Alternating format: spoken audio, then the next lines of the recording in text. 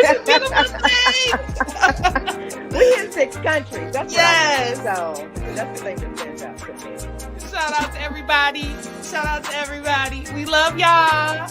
Yes. Thank y'all for listening. Greetings, everyone, and welcome to the channel. I'm Coach Deb, representing one half of the Healing Corner podcast. If you're interested in booking a consultation as well as service or a reading, go ahead and check me out at debshealingcornerstone.com. I'm Coach Yams, owner of Healing is Work Coaching, and I help millennial professional women to live on purpose unapologetically and to help them to stop doing shit out of obligation. If you need help with that, reach out to me, Coach Yams, YAMZ.com. Hello, everyone, and welcome to the Healing Corner podcast, where we're having honest conversations in a safe place. And we've been doing it since 2022. I got Coach Yams here with me today.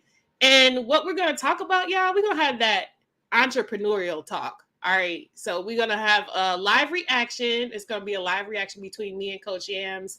We got 2 speakers that we're focusing on today. I'll introduce them once we get the video going, before we get the video going. But I hope that you guys enjoyed this.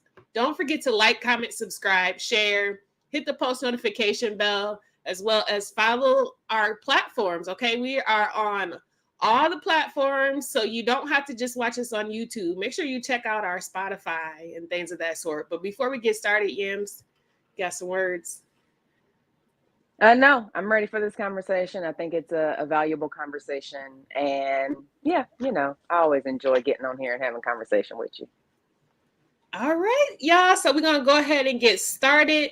Our first video is, if I slaughter your last name, if you happen to watch this, I apologize. But it's Kiki, Ayers. I believe I'm pronouncing it right. She's going to start off. This is a TED Talk. I'm going to give y'all a little background. It's a TED Talk show for both of these videos that we're about to show. And the first one, the topic is about the traits of entrepreneurship. So we'll watch that portion first, and then we'll talk about it, guys. All right. So let's go ahead and get started here.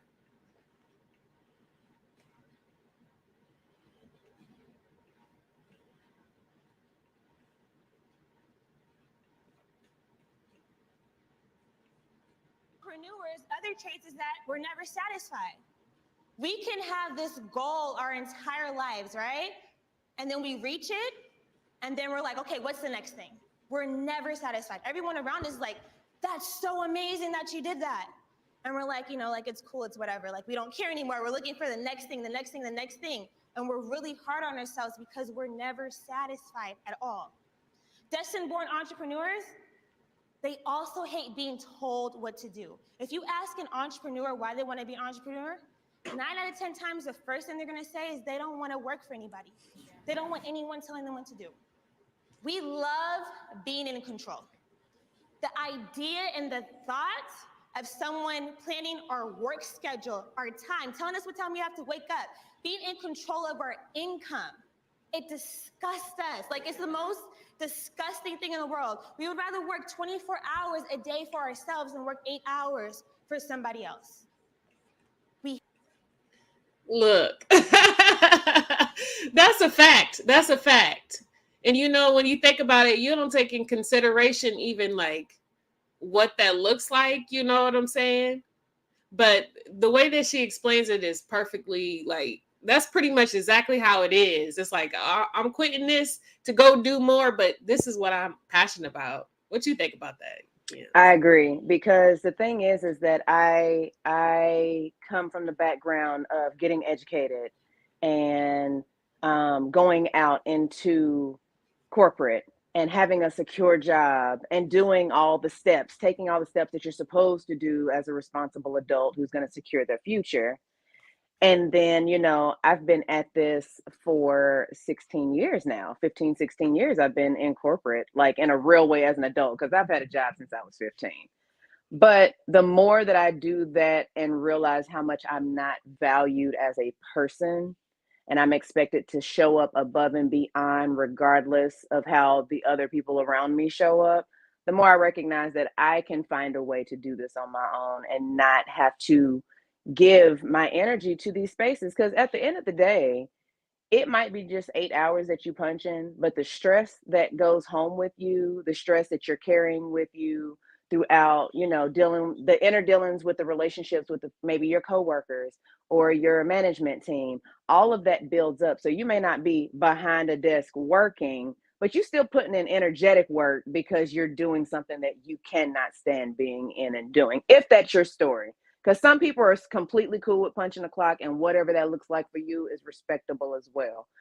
The point is, make sure that whatever you're doing is not consuming you more than you desire it to, because it should be a give and take.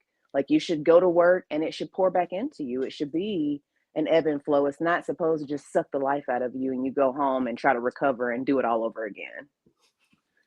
I would have to agree. And then also what I think about is too, your relationship with money, because a lot of times people do anything for money. And it's like, if you're not somebody who's just gonna do anything for money, it changes the dynamic, and it also changes how you see, your value. So it's all tagged in together with a lot of different things, y'all. So I like how she brought that out. We do have a second portion of the same video. It's called Imagination versus Reality. And this is her giving the experience when it comes to making that transition between being in the corporate world to being an entrepreneur. So we're going to watch that next, y'all. To this church, any church. I wasn't even that religious. And can you skip to the 13-minute mark? So I went to the nearest church near my job. And yes. It's funny how, sometimes you go to church and you say, people say they feel like the pastor is. I've always had a job from the moment, even in college, I interned so much. People used to joke and say I minored in internships. I was always working and always doing something. But this time I couldn't find a job. I was applying differently. I was looking for a job specifically that would make me happy, not just any job. And the first time ever, I wasn't getting any callbacks. I wasn't getting my emails returned. I had nothing. So I took my time and invested in something I like to do, and it was journalism. I became a celebrity reporter. I interviewed any of the biggest stars you can think of. I interviewed them. Any of the biggest red carpets, I was there. I was on it. I was working. But the only problem with that is the income, right? The corporate income versus this income was completely, drastically different.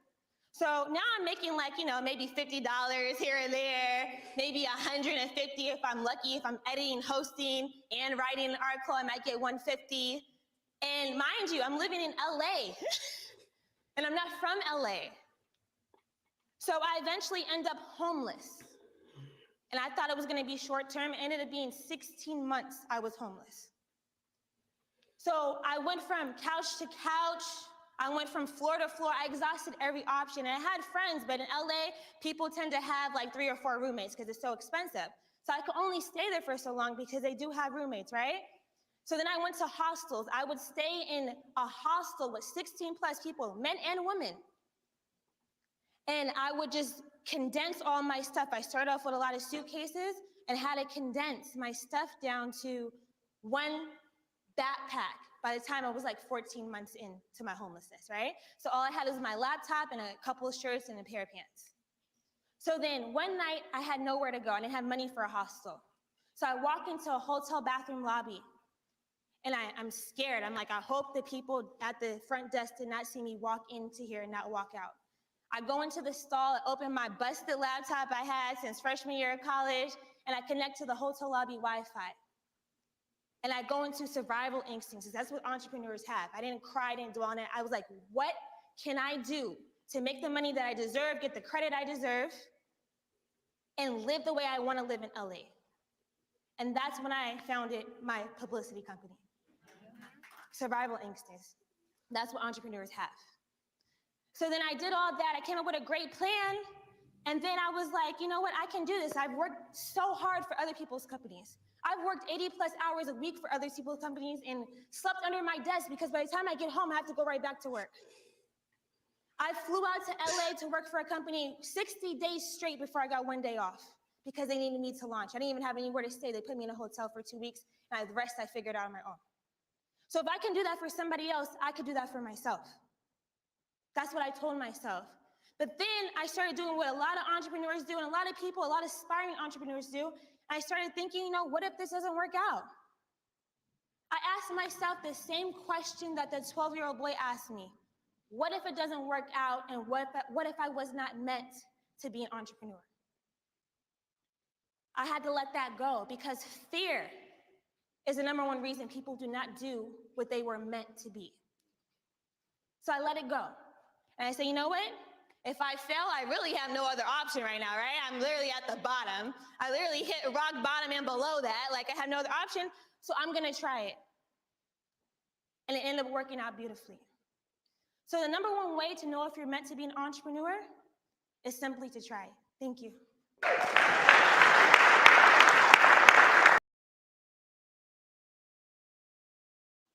Okay.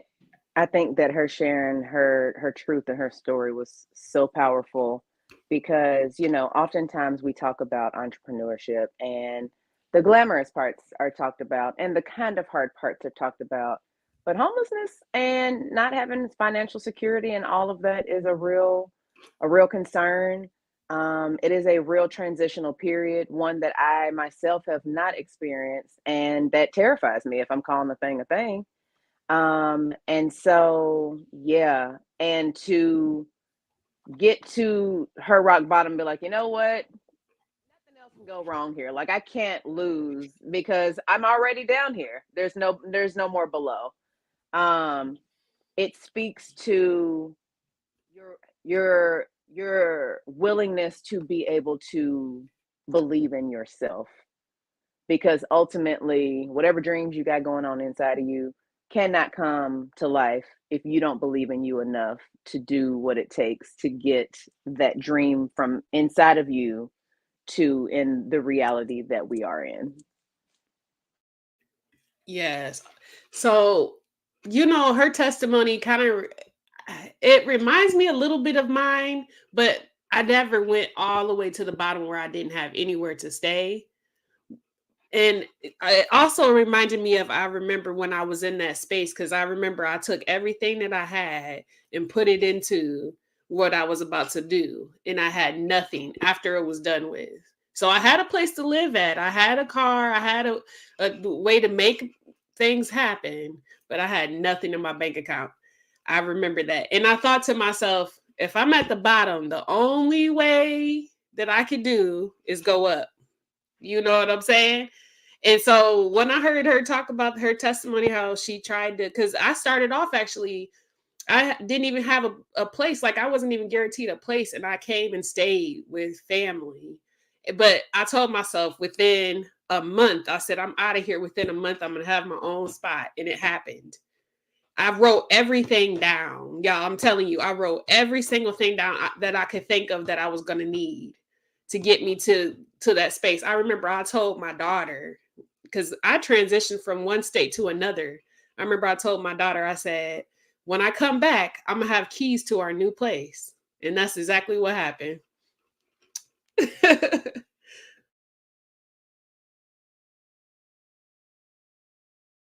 All right. So we have another video, y'all. We're going to go ahead and go to this next video. This is with Pinky Cole, Enterprise.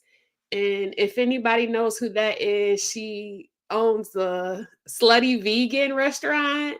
So we're going to watch a video about her and what it looked like when it comes to having a muse, or your why, what makes you go. So we're going to watch that. And then she's got a couple of more short little clips that we're going to watch, and we're going to react to those. So here we go, you guys.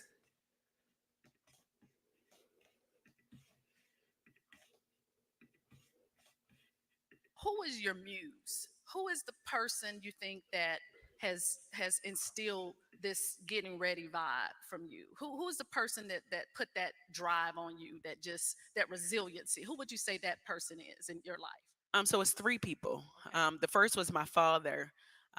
The day that I was born, my father was being sentenced to life in prison, right? The day that I was coming out the womb, right? So I watched my father end up doing 22 years in prison, right? And I realized how dedicated he was behind bars, having me to read books, encouraging me to be an entrepreneur and work for myself and create my own destiny. So I got that from him, that entrepreneur mentality. And then my mother, I saw how hard she worked every single day to make sure that we had the things that we needed, not the things that we always wanted, but the things that we needed. And she was so loyal and dedicated to a company for now 34 years. So watching both my mother and my father, who are both Jamaican, by the way, right, come from humble beginnings and do the best that they could for the 5 children that they had, showed me something really important. It showed me that you can be committed and you can be a risk taker and you can be loyal at the same time. That third muse is my daughter. I just had a baby 2 months ago, almost 3 months ago, right? Um, and every day I look at her, I realize that you gonna quit today when you got somebody right here. They got to get these diapers and get this milk. You gonna quit today when she got to grow up and she has to be able to live life knowing that she don't have to struggle because her mother worked that hard. So when I wake up and I think about my motivations and my muse, I think about those people because those people give me the ammunition to keep going. I get tired sometimes. Hell, we all do, right? But the days in which I feel tired, I think about the people who are leaning on me. I think about the people that need me, not the people that need me for like just to be around me to take pictures. Not those people. The people that need me to be better. And in order for them to be better, it requires for me to be better. So those are my muses. Yeah.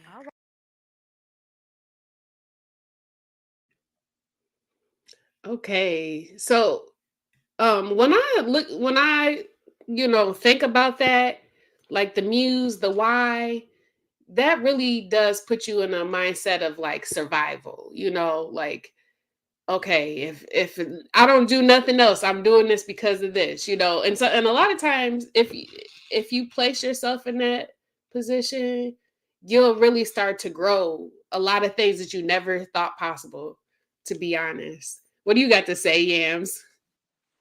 I would agree. I don't have, children or anything like that to be my driving force motivation. But one of the things that motivates me to do the life coaching and to aspire in the public speaking realm and all of that is that I take notice to the fact that people listen to my voice, that people resonate with stories that I share, and that people can find themselves and find healing in the things that I do share. And so my why is because I know that what I have learned and what I have been through is going to help so many more people than I could ever imagine. And so it's almost my duty to share what I have and what I've experienced because if I keep it to myself, somebody out there is waiting on it. Yep, I agree. Because how I feel about it is that a lot of times we see problems and issues in the world, but it's like you're probably the resolution to that problem. And you don't see it until you get down to the bottom. You're the resolution to that problem, but you don't see it till you get down to the bottom. I didn't even know I was rapping like that. Look, yeah. Yes, and it's like the phrase, which is one of my favorites, be the change that you want to see. So we can complain about what we see. We cannot like what we see. What are you doing about what you don't like that you see, that you're experiencing? How are you shifting that so it doesn't stay the same?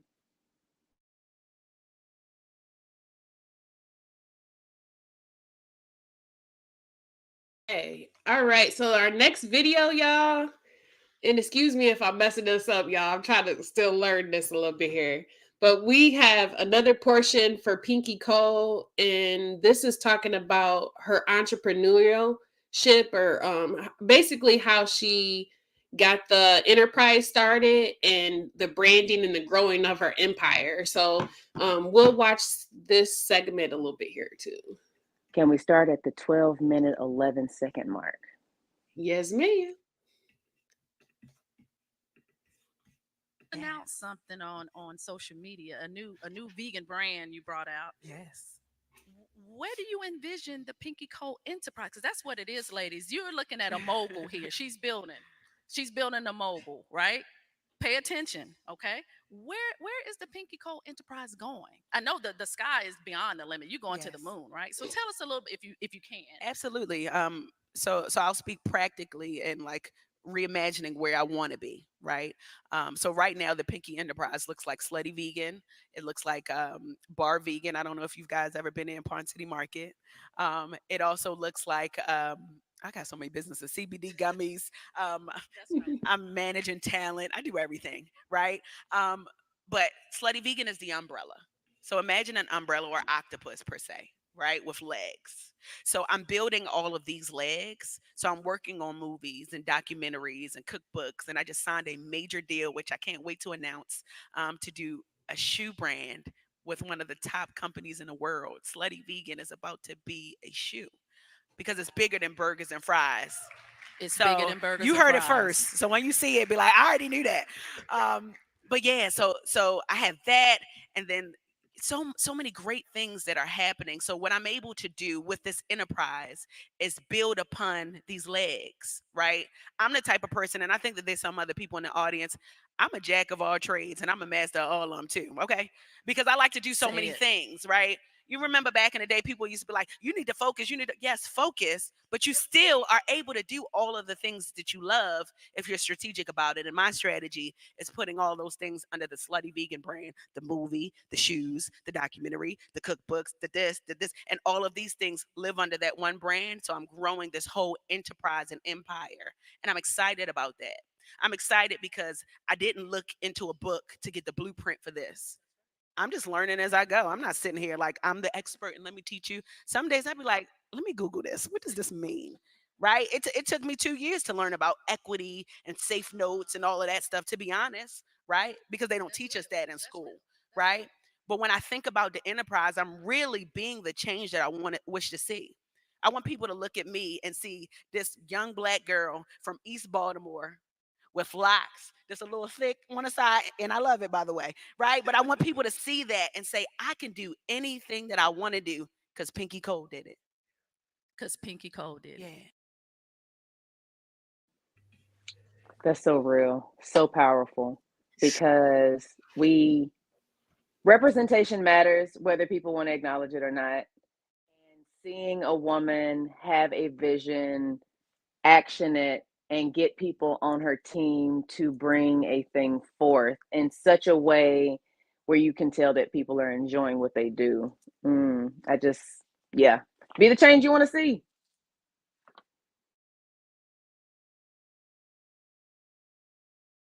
I was gonna say also, when she talked about the umbrella thing, that was the thing that when I started my endeavor, that's what I thought about. I said, okay, I need to have something where I can branch off into a lot of other things because I know me, and you know what I'm saying. One thing is not enough. I come with many books. You know how they say when you pass away, you got all these books that are in the grave sites and stuff like that. And I told myself, I want to leave it all here.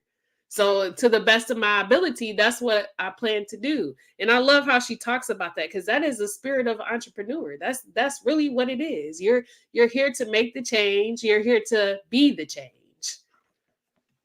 And the way that you're able to have the financial abundance that you seek typically is not going to come from one source of income. It is going to look like building out something. And it doesn't mean that you have to be an entrepreneur to do that. You might be in corporate and you have different investments and different ways of having your money work for you when you're sleeping.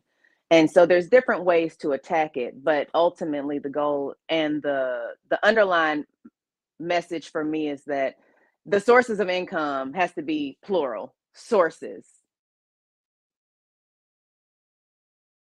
Okay, y'all. So now we're gonna watch this other segment. This particular one was kind of where she talked about expanding your brand and creating a healthy ecosystem or community. So that this is talking about what it looks like beyond the money or the monetization of it all. Okay, so we're gonna watch that. With that, good plug. One of the things that you notice about the environment when you go into Slutty Vegan is all the employees are happy. Oh, they make these videos. I don't even know because I'm a little older, so I can't keep up with the TikTok stuff and all that, but they are very relevant to the culture and they have fun doing it. So one of the questions we talked about as we prep for the interview is what is the culture that we think that it is to work for Pinky? What is it that's so special to be an employee under that Pinky Code enterprise that you bring that most rigid or structured entrepreneurs, don't? What do you do differently? Well, first of all, I'm not a structured entrepreneur, right? And that's really one of the key ingredients. Like, I don't want a stuffy company. Yeah. I didn't create Slutty Vegan to be stuffy. I always had this mentality that, like, I do not want to sit behind a desk. And I wanted to create something that's so welcoming to people. And I'll give you an example. We go to restaurants. There's this thing in the Black community that, like, Black-owned restaurants aren't organized. They don't have it together. Like, they're mean. And I'm like, I'm changing that narrative. I want, when you come into my place of business, that you are so pleasantly surprised that, one, it's organized, and yeah, we slip up sometimes, but for the most part, it's organized. The customer service is A1, right? And you get a quality product, and you're happy about it, even if you had to wait an hour in line. So that culture, it's a requirement when you work for Slutty Vegan. I tell my employees all the time, if you're not having fun, go home. Okay. If you're here for a paycheck, go home. Because I don't want people that are just here for a paycheck. It doesn't benefit me. They got to be in alignment with my vision. And my vision is to grow this empire in a way that the world has never seen it before. And I'm on track to do that. And if you're committed and serious about doing that, you got to look at this beyond just a job. Excuse me. Hold on, y'all. I'm gonna put her back up here.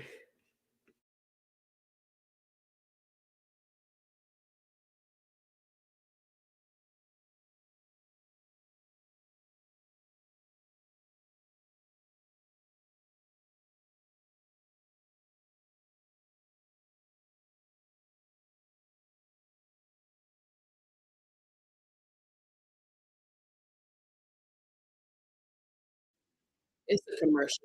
Hold on. After the commercial.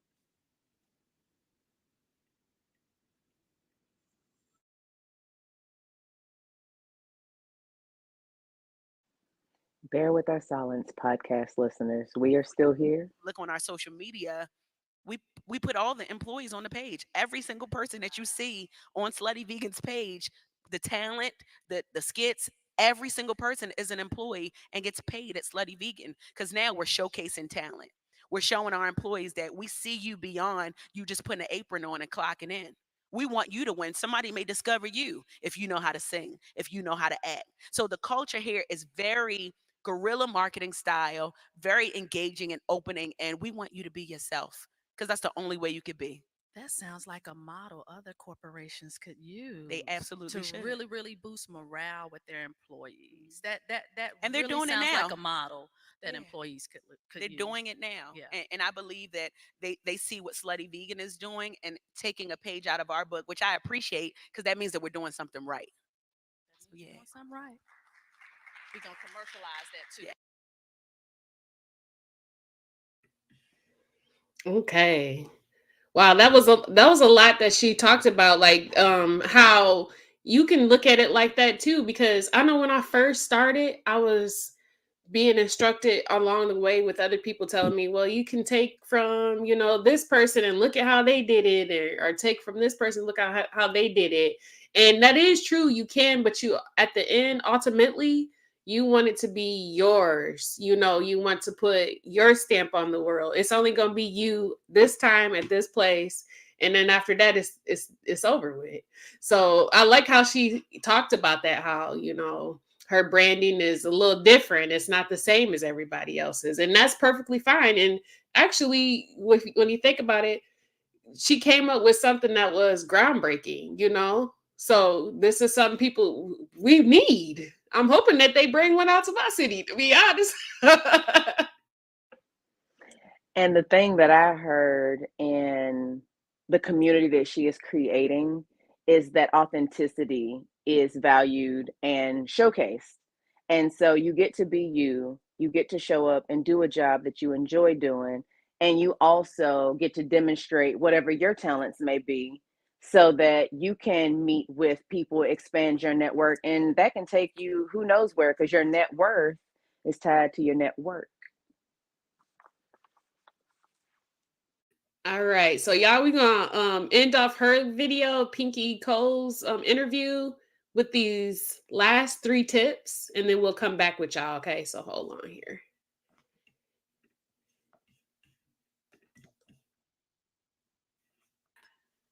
One final question, I think. What would be your from your grows and your glows through becoming the slutty vegan owner? What would be the top 3 tips you would give to, say, a future entrepreneur watching us live or any student in the audience? What would be your top 3 tips? So the first one is, I want you to fail. This is how AI optimizes my. Okay, we Damn you, commercials. we're gonna let the commercial, and we'll be right back. Yes. I say do do did dun dun dun dun To have the dun. speed bumps. I want you to have those hiccups. Like, it ain't supposed to all be good. Let it be bad sometimes so that you can learn how to do it better the next time.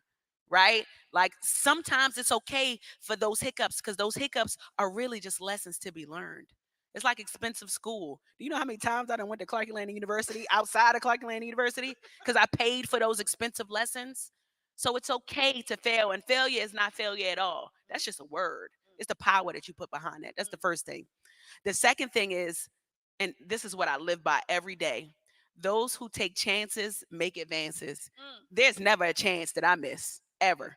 Oh, I'm going to go for it. Listen, I got a heart of steel, because guess what? You can say no to me, but no don't hurt.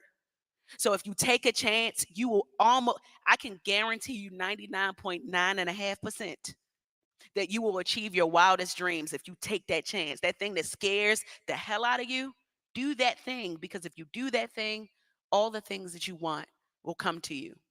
And then the last piece of this, this will be a good one. Success is like mud. You throw something on the wall, something gonna stick. Throw something on the wall. Keep throwing it on the wall. Keep throwing. If you keep throwing, something will stick. I threw throwing parties. I threw selling McChickens in high school. I threw selling frozen cups and like being in pageants, and I threw moving to California with $250 in a duffel bag and a suitcase to follow my dreams of being an actress. Like, I threw all those things on the wall. I became a television producer. I was a producer for the Maury Show, a casting director. I worked on tons of shows. I kept throwing stuff on the wall. And do you know the slutty vegan stuck? So I say all that to say, just keep throwing. Something is going to stick. And I'm living proof of it. This is my testimony. Yeah. That's it, y'all. All right. So, yeah, I hope that this was inspiring. I love how she talked about that sticking thing scenario where you throw in the mud and it's something got to stick. And in the meantime, you got to think about it. You're creating a masterpiece at the same time.